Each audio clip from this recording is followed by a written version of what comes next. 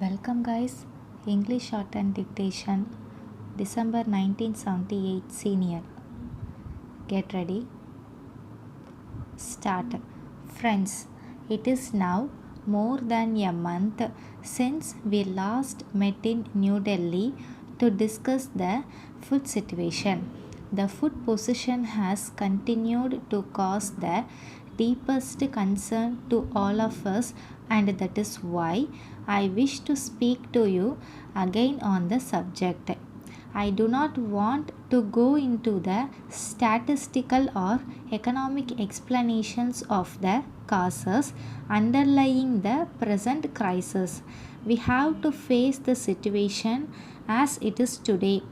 The shortage of food grains has caused serious problems, and whatever may be the reason, the government have to increase the supplies to the people.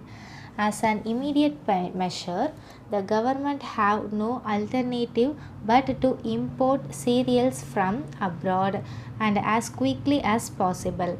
Despite the fact that we are short of foreign exchange, we are doing everything possible to import food grains in the shortest possible time.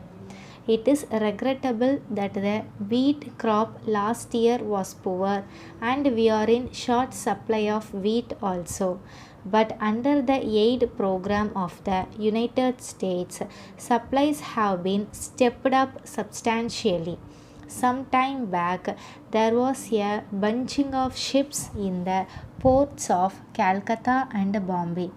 There was some trouble about the unloading of ships carrying food grains.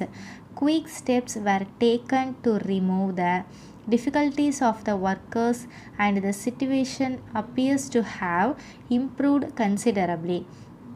At present, there are not many waiting ships carrying food grains. I would like to appeal to everyone working in the ports to remember that food grains are vital for the community, and the workers should not in any way become responsible for aggravating the present complicated situation. It has been decided to divert ships to different ports in the coming months so that there is the minimum of delay and the delivery of grains to different states becomes easier and quicker. The railways have also been advised to give top priority to the movement of food grains. Already, the quota of wagons has been stepped up, even doubled in many instances. As the tempo of movement from the ports quickens, the ships will also arrive more promptly. I feel that the impact of larger imports will begin to be felt by the end of this month. In between, it is essential that our own domestic production should reach consumers all over the country with the minimum of interference. The restrictions which exist on movement from state to state have to be operated without undue partiality to the needs of surplus states. All the stocks of food grains are not in the hands of the governments, central or state. Large quantities are in the hands of the trade. This is natural. What is wrong is that traders with the stocks should conceal them rather than bring them out into the market. The state governments have been taking action to bring out the concealed stocks. Personally, I would be happy if these stocks were freely marketed by the trade itself. But the traders have not left us much room for hope.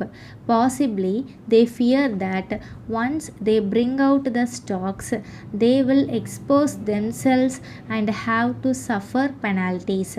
They are surely liable to penalties.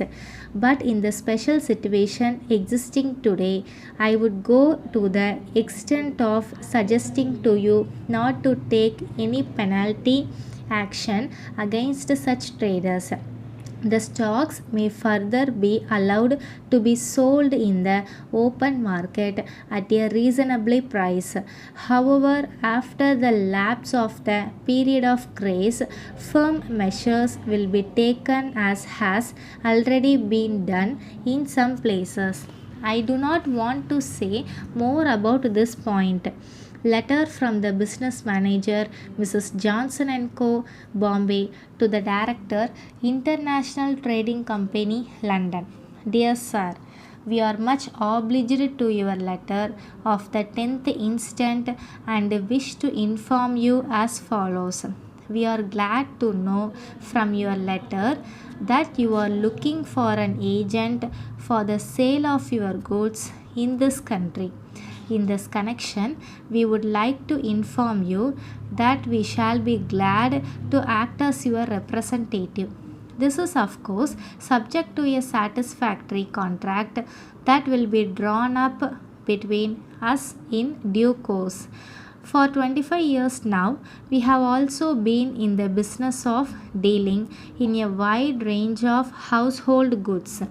We are also very happy to enclose a list of names and addresses of several firms in this country and America with which we have regular business dealings.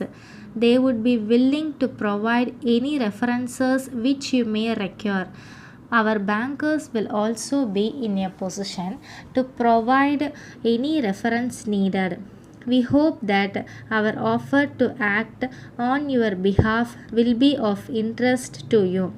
If you would like to take the matter further, we suggest that you ask your solicitor to prepare a draft contract and send it on to me.